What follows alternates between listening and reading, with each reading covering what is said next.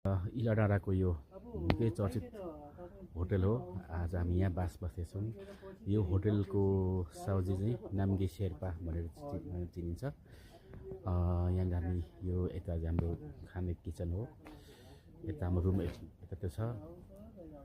आज यहाँ हामी बास हुँदैछ। माथि घाम लागेको यहाँ घाम गछ यहाँ चाहिँ होइन। घाम कतिखेर घाम लाग्छ यहाँ तपाईँ चाहिँ 8:30 बजे हो कि 8:30 बजे घाम आउँछ। अब पछि हिउँदो चाहिँ तपाईँको फेरि हिउँदो भने एक दिन पछाडि चाहिँ फेरि यो 9 बजीतिर मात्रै आउँछ।